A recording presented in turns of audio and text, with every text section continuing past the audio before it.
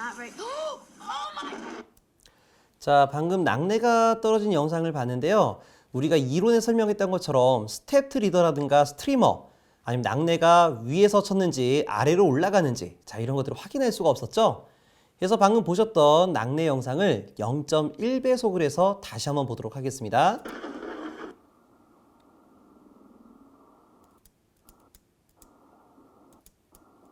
자, 지금 보게 되면 위에 있는 네온의 마이너스 전자에 의해 가지고 이렇게 스텝 리더가 발생하는 것을 확인할 수가 있어요. 자, 그렇다면 이 리더 선단에는 마이너스 전자가 배치가 되기 때문에 이 인근에 있었던 대지면이라든가 아니면 뾰족한 돌출 부분에 양의 전하가 유도가 된다고 했죠. 그럼 이런 양의 전하에 의해 가지고 이쪽부터 스트리머가 발생을 하게 될 것 같습니다. 자, 그러면 이 스트리머 영상도 한번 보도록 할게요. 자, 이렇게. 자, 위쪽에서 만들어졌던 스텝트 리더와 스트리머에 의해 가지고 이와 같은 도전 경로가 만들어지는 거예요. 다시 말해 공기 절연 파괴에 의해서 이런 도전 경로가 형성이 되겠죠? 자, 그렇다면 이론에서 이제 보신 것과 같이 이 아래쪽에서 위쪽으로 올라가는 강력한 성강이 만들어집니다. 자, 이것을 우리가 리턴 스트로크라고 표현했어요. 한번 영상 보도록 할게요. 자, 어떻게? 낙뢰가 위로 올라간 거를 확인하실 수 있겠습니까? 자, 다시 한번 볼까요?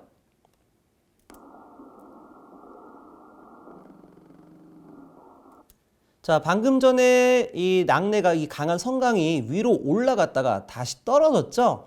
그래서 이렇게 위로 올라가는 거를 리턴 스트로크라고 했고 밑으로 떨어진 거를 다트 리더라고 표현했어요.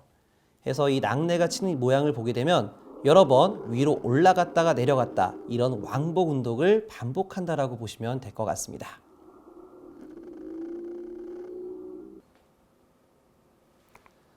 자, 다음으로 수레부 시스템에 대해서 설명드리겠습니다. 이 수레부 시스템을 설계하는 방법은 크게 세 가지가 있습니다. 자, 먼저 보호각법이 있고요. 그리고 회전구체법과 매시법이 있는데 이 중에서 가장 간단하게 설계할 수 있는 방법이 바로 이 보호각법이 되겠습니다. 자, 그러면 보호각을 어떻게 적용하는지 같이 보도록 할게요.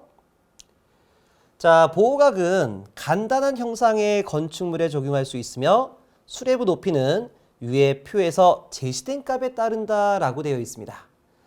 자, 여기 표를 보게 되면 표 횡축에 나와 있는 높이 h라는 거는 자, 이 피뢰침으로부터 보호하고자 하는 이 바닥면의 기준면으로부터 피뢰침, 즉 수레부 최상단까지에 대한 높이를 말하고 있습니다.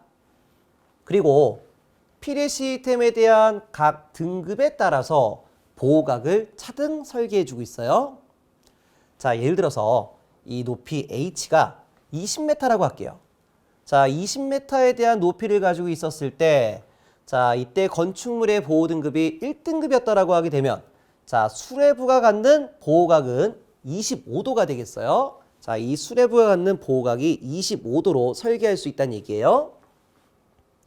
자, 그 다음에 2등급의 경우에는 높이 20m에 대해서 35도가 되고요. 3등급에 대해선 45도, 그리고 일반 건축물에 해당하는 4등급에 대해서는 높이 20m에 대해서 보호각 55도를 적용할 수가 있습니다.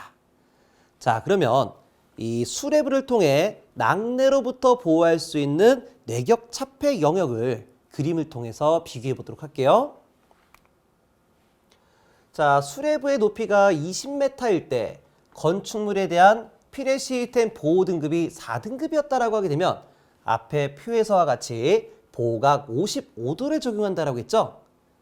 자, 그렇다면 이 55도를 기준으로 한 원뿔이 형성되게 되는데 이 원뿔에 대한 바닥 면적이 이 수레부를 통해 낙뢰로부터 보호할 수 있는 뇌격 차폐 영역이다라고 설계할 수 있다는 얘기예요. 자, 근데 이 보호 등급이 4등급에서 1등급으로 점점 커질 때마다 보호각이 좁혀진 이유는 뭐냐? 자, 이거는요. 여기에 있는 보호각법이라는 거는 그 흡인 공간법이라는 이론을 적용시키고 있는데요. 이 흡인 공간법에 의해서 내격 차폐 영역을 설계했지만 실제 이 내격 차폐 영역에 낙뢰를 맞은 사례가 상당히 많이 있기 때문에 그렇습니다. 자, 그래서 이 필해 시스템에 대한 보호 등급을 4등급에서 1등급으로 높여감에 따라 이 보호각을 좁게 설계를 해주고 있어요. 자, 해서 3등급은 45도, 2등급은 35도, 1등급은 25도로 설계해서 자, 우리가 이에 대한 내격 차폐 영역을 좁게 바라보고 있다라고 볼 수가 있습니다. 자, 이 말은 뭐냐? 건축물의 높이가 동일하다 하더라도 4등급에 대해서 1등급은 더 많은 수레부를 갖는다라고 볼 수가 있어요. 자, 그래서 이거만큼에 대한 필해 시스템을 강화시켜서 설계하고 있다라고 볼 수가 있습니다. 자, 그리고 한 개 건축물에 대해서도요, 여러 개의 보호각을 적용할 수가 있어요. 자, 이와 같이 수레부가 보호하고자 하는 기준면이 어디냐에 따라서 이 설계 높이가 달라지겠죠? 그래서 예를 들어서 옥상 바닥면으로부터 높이가 5m, 그리고 건축물 바닥면으로부터 높이가 20m. 자, 이 거리가 20m라고 하게 되면 자, 필해 시스템 1등급에 대해서 20m가 되면 보호각은 25도, 그리고 5m에 대해서는 50도에 대한 보호각을 적용할 수가 있습니다. 자, 그림을 통해 보게 되면 자, 이 5m에 대해서 발생하는 보호각은 50도가 되고요. 그 다음에 20m에 대해서 만들어지는 보호각은 25도로 설계할 수가 있어요. 자, 그리고 두 번째 사항을 보게 되면 여기에 있는 그림에서 자, 도트 표시. 자, 이렇게 도트로 표시를 넘는 범위에는 보호각법을 적용할 수가 없고 회전구체법과 메시법으로만 보호가 가능하다고 되어 있습니다. 자, 이 말은 뭐냐면요. 우리가 이 보호각법이라는 거는 이 원벌이라는 도형, 즉 기하학을 통해 보호 범위를 설정하는 것만큼 자, 특정 영역이 벗어나게 되면 우리가 기하학적인 한계에 도달할 수가 있다 이런 얘기예요. 그래서 기하학적인 한계가 도달하는 지점을 이렇게 도트로 표시했고 이런 도트를 벗어난 영역에 대해선 회전구체법과 메시법으로 제한을 하고 있다고 보시면 될 것 같아요. 자, 그러면 이 회전구체법, 롤링스페어법이 어떻게 되는지 알아보도록 하겠습니다. 한번 내용을 3번까지 쭉 읽어보도록 할게요. 낙뢰 발생 원리는 내운의 한 점에서 뇌방전, 스텝드 리더의 최단거리가 되는 대지상의 한 점에 결합시켜 생긴 전류의 내격이 쏠리게 된다. 자, 앞에 이론에서 알아봤죠? 최단거리가 일정하면 리더 선단을 중심으로 구체를 그리는 내격 범위가 형성하게 되는데 이 구체의 면을 포랑면이라 하며 포랑면에 최초로 접속한 점에 낙뢰가 떨어지게 될 것이다. 자, 이건 뭐냐면요. 자, 우리가 앞에서 얘기했던 것처럼 내운이 형성되게 되면 또는 정란운이 만들어지게 되면 정란운 하부에는 마이너스에 대한 전하, 즉 전자가 위치하고요. 상부에는 전하가 위치한다라고 했습니다. 자, 그렇다면 여기에 모여진 전자에 의해서 전개 방출이 시작하게 되는데 이때 전자에 의해서 만들어진 전개 방출을 우리가 리더라고 표현해주고 있죠. 그래서 제일 먼저 만들어진 리더를 스텝드 리더라고 표현하고 있습니다. 그래서 한 번의 방전을 통해서 50에서 100m까지 내려간다라고 했어요. 자, 그래서 이렇게 스텝드 리더의 끝부분을 우리가 리더 선단이라고 하는데 다시 말해 전자가 여기까지 내려왔다는 뜻입니다. 그렇다면 여기에 있는 전자 마이너스 전에 의해서 자, 여기로부터 가장 근접해 있는 이 접촉 면적 부분에 플러스 양의 전하가 유도가 되겠죠? 자, 물론 자, 이 접촉면 C 지점과 접촉면 D 지점이 거리가 같다 하더라도 우리가 이때 모양 자체가 평평한 대지보다는 뾰족한 지점에 더 많은 전하가 유도가 되겠죠. 그래서 여기에 모여진 플러스 전하로부터 전개 방출이 시작합니다. 자, 우리가 마이너스 전하에 의해서 만들어진 전개 방출을 스텝드 리더라고 표현했고요. 플러스 전하에 의해서 만들어진 전개 방출을 우리가 스트리머라고 했어요. 그래서 스텝드 리더와 스트리머가 만나게 되면은 이와 같은 도전 경도가 형성되게 될 것이다. 자, 이쪽이요. 자, 결합되는 지점에서 도전 경로, 전로가 만들어지게 되는데 이런 전로에 의해서 강력한 내격이 쏟아지게 될 것이다. 이렇게 표현하고 있습니다. 자, 그러다 보니까 우리가 스텝 리더 선단으로부터 가장 가까운 지점이 낙뢰가 떨어지는 포락점이다라고 할 수가 있어요.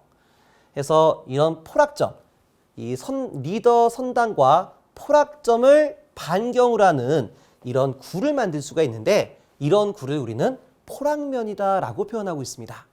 그래서 이 포락면에 먼저 조촉된 지점으로 낙뢰가 쏟아지게 될 것이다 라고 해석하게 되는 거죠. 자, 그리고요, 이렇게 회전굴이 굴리다 보면은 이 포락면이 부딪히지 않는 이 면이 만들어지게 되는데 여기를 우리가 보호 범위로 해서 내격 차폐 영역이다라고 표현하고 있습니다. 자, 그렇다면 우리가 이런 여러 개의 건축물에 대해서 수레부 시스템을 갖추게 되는 거예요.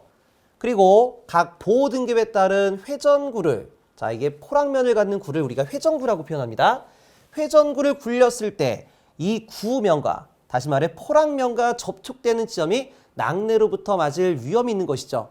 그래서 그 부분에다가 피레 시스템을 설계를 해줘야 되고, 그리고 이런 포락면과 접촉되지 않는 부분이 바로 내격 차폐 영역이다라고 보시면 되는 거예요. 다시 말해 이 회전구에 접촉되는 면에다가 피레 시스템을 설계해줘라 라는 내용이 되겠죠.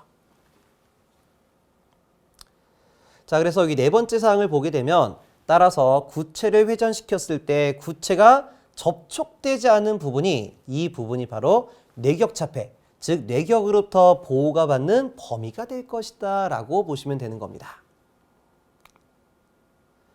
자, 다음에 메시법이라는 건 우리가 앞에서도 설명했던 것처럼, 자, 건축물에 설치하는 수레부 시스템이 그물, 자, 망상이나 또는 케이지 형태로 우리가 설계를 해준다 이런 얘기죠.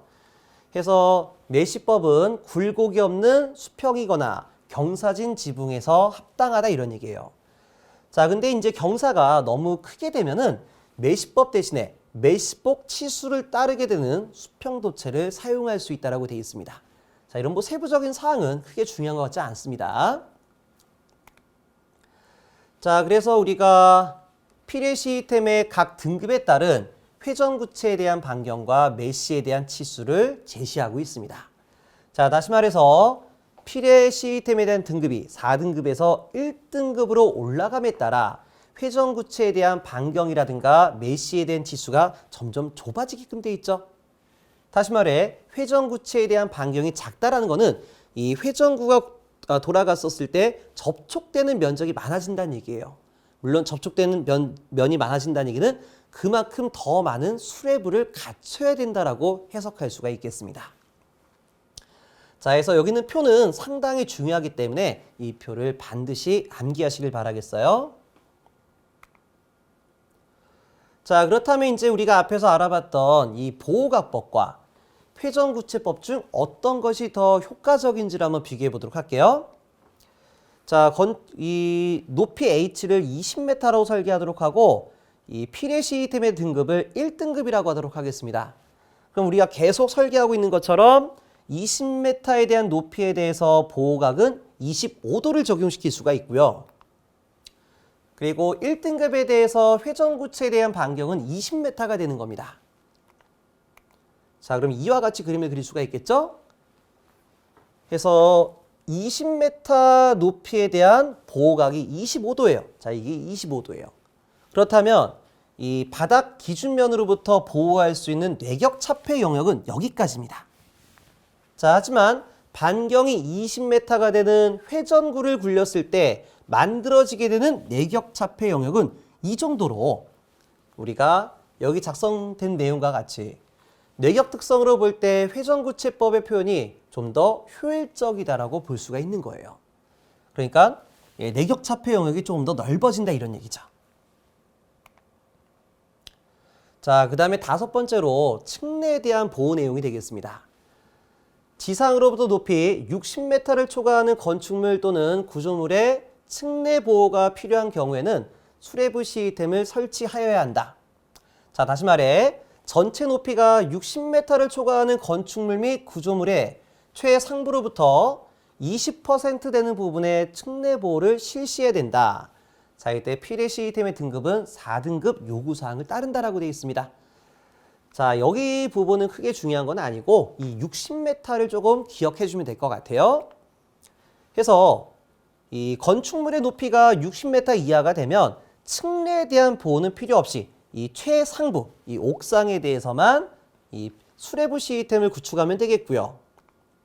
건축물의 높이가 60m를 초과하는 경우에는 이 건축물 높이 최상단 20%까지 수레부 시스템을 구축해라 이런 얘기예요. 그래서 이것이 바로 층내에 대한 보호다라고 볼 수가 있겠습니다. 그래서 이 60m를 초과하는 부분에 대해서 최상단 20%까지 수레부 시스템을 갖춰야 된다라는 부분은 여러분들이 기억을 해주시길 바라겠어요. 자, 다음으로 세 번째로 인하도선 시스템이 되겠습니다. 자, 내용을 보게 되면 인하도선 시스템은 내격전류를 수레부에서 접지 시스템으로 흐르게 하기 위한 시스템을 말한다. 그래서 이런 인하도선 시스템은 다수의 병렬 통로로 형성하되 최단으로 대지에 도달할 수 있도록 수직으로 설치해야 된다. 그래서 필의 시스템 보호 등급에 따라서 인하도선에 대한 간격이 나와 있어요. 자, 이 부분을 이미지를 통해 한번 설명해 보도록 하겠습니다. 자, 저희가 수레부 시스템을 갖고요. 여기에 인하도선을 쭉 깔아줬습니다. 그래서 이와 같이 한 개의 인하도선을 만들어주게 되면 자, 뇌격전류가 흘렀을 때 이 주변에는 전자기장에 대한 영향을 받겠죠. 그러다 보니까 건축물 내부에 있는 이런 전자기기에 대한 소손이라든가 오동작을 발생시킬 수 있다 이런 얘기예요. 자, 그래서 이런 인하도선 시스템은 한 가닥을 내리는 것이 아니라 대칭되어 있는 지점에 병렬로 내리게 되는 거예요. 자, 그럼 이와 같이 내격전류가 흘러가게 되면 이로부터 만들어진 자속 파이가 서로 반대 방향으로 상쇄가 되겠죠. 그러다 보니까 이와 같이 병렬로 시설하게 되면 건축물 내 자속이 감소하게 되어 이 전자유도 현상을 감소시키는 효과를 볼 수 있다 이런 얘기예요. 자, 그렇다라고 해서 우리가 이런 병렬 인하도선을 이렇게 너무 멀리 떨어뜨리면 어떻게 되냐? 자, 이와 같이 멀리 떨어뜨리게 되면 이 내격전류가 흘렀을 때 만들어지게 되는 이 자속이 서로 교차하는 부분이 안 만들어지게 되는 거예요. 그래서 병렬 인하도선의 간격이 넓게 되면 자속의 감소량이 줄어 효과가 감소하는 현상이 만들어진다 이런 얘기입니다. 자, 그러다 보니까 우리가 필의 시스템에 대한 보호 등급이 낮아질수록 인하도선, 자, 병렬 인하도선의 간격을 좀 더 촘촘하게 만들어줘라 라고 설계를 나타내고 있습니다. 자, 그 다음에 세 번째는 인하도선을 직접 배선, 선으로 했을 경우 지표면에서 수직거리 20m마다 수평환, 자, 여기서 환이라는 고리반자입니다. 수평환 도체를 상호 접속한다. 자, 이게 뭐냐면요. 자, 이렇게 다수의 인하도선을 내려라 라고 설명했었죠. 자, 그럼 이제 우리가 뇌격전류를 흘러가게 되면 이 뇌격전류는 주파수가 상당히 높아요. 막 기가헤르츠 단위라고 제가 얘기를 들었어요. 그러다 보니까 주파수가 상당히 높다 보니까 이 도체가 가지고 있는 유도 리액턴스 값이 커지게 되는 거예요. XL 값이. 자, 그러다 보니까 유도 리액턴스에 의해서 전압 강화가 심하게 발생하겠죠. 그러다 보니까 인하도선 사이에서도 전이차가 형성돼 우리가 접촉 전압을 만들어낼 수 있다 이런 얘기예요. 자, 그러다 보니까 수직거리가 20m가 되는 지점마다 자, 여기 밑에 있는 환영 도체 마냥, 환영 접지 마냥 이렇게 고리를 잡아줘라. 그러다 보면 등전이가 형성될 거 아닙니까? 그래서 요 20m를 기억해 주면 되겠습니다. 그래서 인하도선을 직접 배선했을 경우 지표면에서 수직거리 20m 올라갈 때마다 이렇게 고리로 묶어주는 수평 환도체를 잡아줘라 라고 볼 수가 있어요. 자, 그 다음에 네 번째로는요. 이렇게 직접 배선하는 것이 아니라 이 건축물 내부에 있는 철근을 이용할 수가 있어요. 다시 말해 구조치 접지라고 얘기를 해주고 있는데 자, 이렇게 철근 구조물에 가지고 있는 총 저항값이 0.25 자, 이렇게 숫자로 나온 저항값들은 우리가 다 기억해줘야 되겠죠. 해서 0.25 이하가 되면 인하도선으로 활용이 가능하다라고 볼 수가 있겠습니다. 자, 이제 마지막으로 접지 시스템에 대해서 한번 보도록 하겠습니다. 자, 접지 시스템은 위험한 과전압을 내격전류로 대주로 방전시키는 데 있어 접지 시스템의 형상, 모양과 크기는 중요한 요소가 될 것이다. 자, 일반적으로 접지 저항값은요, 가능한 한 저주파수. 자, 이거는 뭐 60Hz에 대한 주파수를 상태에서 측정했다라고 보시면 돼요. 가능한 한 저주파수에서 15 이하에 대한 저항값을 갖는 것이 바람직하다. 자, 이 15 이하도 기억해 줘야 되겠죠?